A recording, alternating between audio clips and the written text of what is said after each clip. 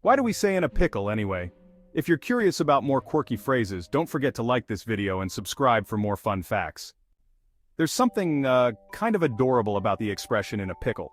Whatever trouble or predicament you're in, once it's described in that way, it just sounds, well, kind of cute. You can even apply it to all kinds of scenarios, like, the mafia has discovered I've been stealing from them, so now I'm in a bit of a pickle. At a little over 4 feet long, even the largest pickle jar in the world isn't big enough for most to actually enter. So where exactly does this idiom come from? It shows up in William Shakespeare's The Tempest, written around 1610, spoken by Alonso, and Trinculo is reeling ripe. Where should they find this grand liquor that hath gilded 'em? How camest thou in this pickle? Generally speaking, if somebody's camest in your pickle, it's probably time to get new roommates.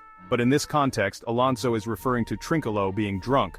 According to Grammarist, pickled in early 17th century England was a colloquialism for being heavily intoxicated. Alonso's also asking how Trinculo managed to get so drunk given that they're both on an island with no booze.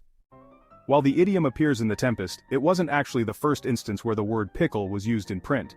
It shows up in John Haywood's 1562 collection, Proverbs and Epigrams, as Frailty's pickle, although the meaning there is, well, kind of ambiguous and doesn't really seem to suggest drunkenness.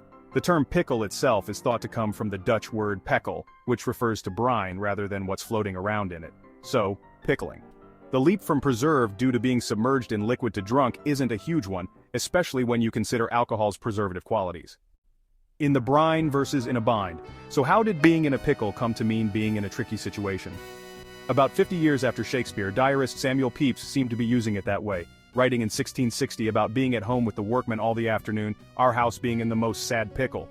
So at some point in that half-century, it picked up that second meaning. Some folks point to the Dutch phrase in de pickle zeeën, which means to sit in the pickle brine, as the ultimate root of the idiom.